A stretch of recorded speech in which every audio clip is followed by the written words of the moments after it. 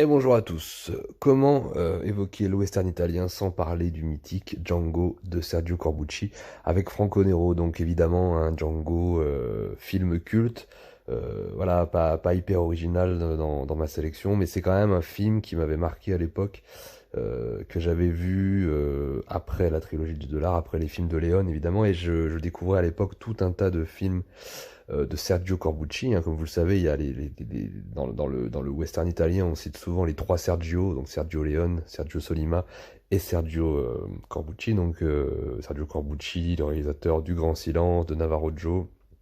Il a fait des très très très grands westerns italiens et son plus connu évidemment est le cultissime Django, dont Tarantino va faire. Alors c'est pas vraiment un remake, hein, Django Unchained, c'est plus il reprend le nom, parce qu'il faut savoir que le nom Django a été repris dans plein de films à l'époque. Il y a plein d'acteurs qui ont repris le rôle de Django. Ça a été décliné dans plein de films. C'est devenu une espèce de figure légendaire, un petit peu comme il pouvait y avoir à l'époque les films de Wong Fei-Yong, par exemple, à Hong Kong.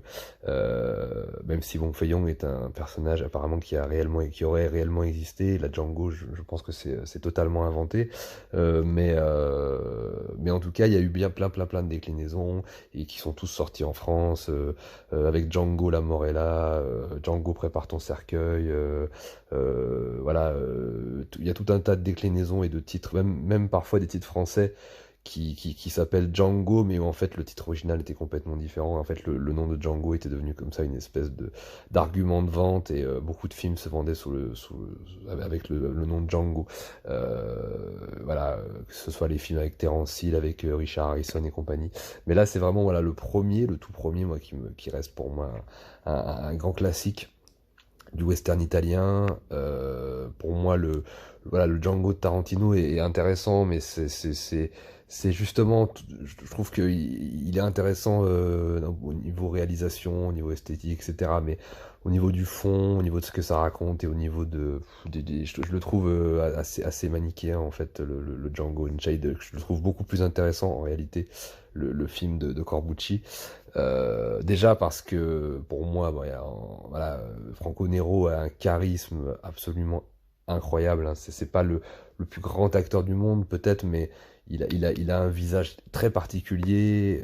Je pense qu'ils l'ont pris à l'époque parce qu'il ressemblait vaguement à Clint Eastwood. En tout cas, il avait le même genre de charisme, très beau, gueule un peu carrée comme ça, les yeux verts ou bleus, je sais plus, mais des yeux magnifiques. Voilà, plutôt une déclinaison un peu du personnage de l'homme sans nom, voilà, qu'on voit débarquer au début du film en portant son cercueil. Donc voilà, on a toute l'imagerie d'un espèce de personnage héroïque damné en fait, hein, qui transporte la mort avec lui où qu'il aille. Et c'est ce que le film raconte. D'ailleurs, la fin est absolument sublime. Elle finit dans un cimetière où le personnage est complètement éclopé, il ressemble à un mort-vivant un peu. Au niveau de la symbolique, c'est très beau. Moi, je suis très fan en fait alors voilà, le seul bémol, c'est que je suis très fan de l'acte 1 et de l'acte 3, c'est-à-dire au niveau émotionnel, au niveau de la symbolique, etc. Je préfère la partie 1 et la partie 3. Voilà, toute la partie du début dans le saloon et jusqu'à la révélation de ce qu'il y a dans le cercueil, et puis la troisième partie avec le dénouement à la fin dans le cimetière que je trouve absolument magnifique, hein. La toute fin est absolument sublime. Et en fait, l'acte 2, c'est un peu bizarre parce que on bifurque en fait dans le western Zapata, un peu entre guillemets. L'ambiance est complètement différente. C'est-à-dire que le premier acte, c'est vraiment limite un western. Enfin, même l'acte 1 et l'acte 3, en fait, c'est presque crépusculaire. Le personnage est damné. Il marche comme ça dans un environnement boueux, sale, crade.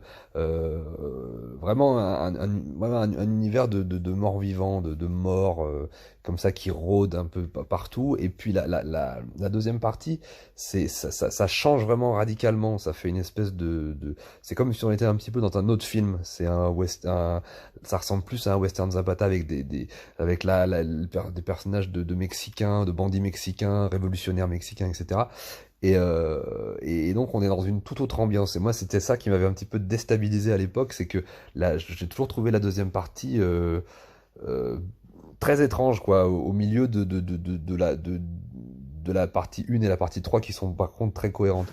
Mais ce que j'ai à peu près compris aujourd'hui avec le recul, c'est que finalement, et on retombe toujours dans le fait que le cinéma italien soit vraiment très intéressant sur toute cette époque, c'est qu'il évitait à tout prix le manichéisme absolu.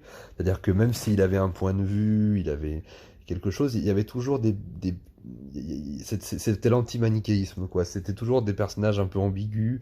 Et là, par contre, dans ce film, c'est intéressant parce que, par exemple, très clairement, au début, il y a une dénonciation du fascisme, entre guillemets, à travers les personnages des sudistes. Voilà, même si c'est hyper grossier voilà, c'est pas très, c'est hyper lourdingue, etc. Mais on avait vraiment ça. Et ce qui est très intéressant, c'est que le film, dans la deuxième partie, nous dit aussi que les méchants ne sont pas uniquement les blancs sudistes, c'est aussi les Mexicains, qui soient du côté des bandits mexicains révolutionnaires ou du côté de l'armée. Les Mexicains sont aussi des personnages de méchants dans le film. Donc c'est ça qui est aussi intéressant, c'est que Corbucci effectivement dénonce le fascisme à travers la figure sudiste, mais j'ai l'impression aussi qu'il dénonce la figure, on va dire, révolutionnaire bolchevique, en fait, à travers le personnage des bandits révolutionnaires mexicains. Et j'ai trouvé ça intéressant finalement, et je comprends à peu près pourquoi cette deuxième partie existe. C'est aussi pour nous dire que finalement, quelle que soit la forme de pouvoir, le rapport de force, et à partir du moment où les hommes se hissent à un certain niveau de pouvoir et de domination, quoi qu'il arrive, il n'y a pas y a pas de couleur, et il n'y a pas d'origine ou de race ou de culture pour être un salopard, quoi, une ordure. C'est à partir du moment où il y a une position de force, en fait, c'est pas forcément une question d'origine ou quoi que ce soit. Un humain, quel qu'il soit, est capable d'être un véritable enculé.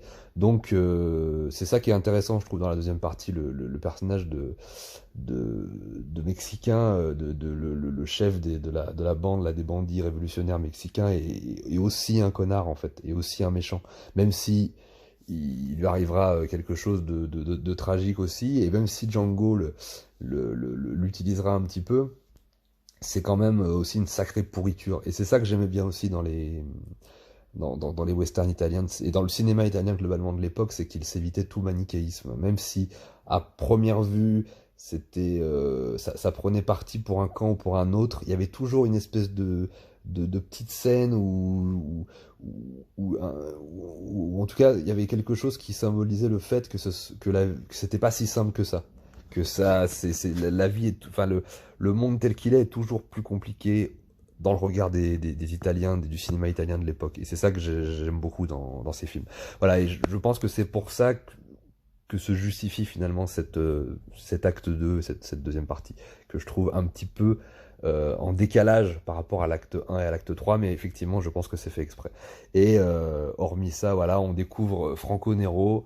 Moi, je l'ai découvert avec ce film, et c'est un acteur que j'adore, hein, ça fait partie de mon top 3 de mes acteurs de western italien préférés, avec Lee Van Cleef et Clint Eastwood, et puis peut-être aussi Thomas Milian, par exemple. Voilà, Franco Nero. Je vais vous reparler d'un autre film de Franco Nero pour la prochaine émission.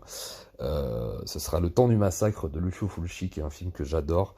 Et donc je vais vous faire une petite critique, ça sera pour la prochaine. Donc en tout cas, voilà, Django, grand classique du cinéma de western italien, un des plus grands films de Sergio Corbucci, et certainement le film où Franco Nero a le plus la classe de tous les temps. J'adore vraiment la symbolique, surtout certains plans fixes, quoi, du film, qui sont très très très inspirants. Voilà, la composition des cadres et des plans sont très beaux. La composition du cadre final est magnifique. Il y a plein de plans magnifiques, même si je trouve la deuxième partie un petit peu, on va dire, étrange, voilà, par rapport à la partie 1 et à la partie 3, mais en tout cas, je vous invite à le redécouvrir. Je crois qu'il est disponible en 4K. Sur ce, je vous souhaite une très bonne journée ou une très bonne soirée, et je vous embrasse. Merci à vous et à bientôt.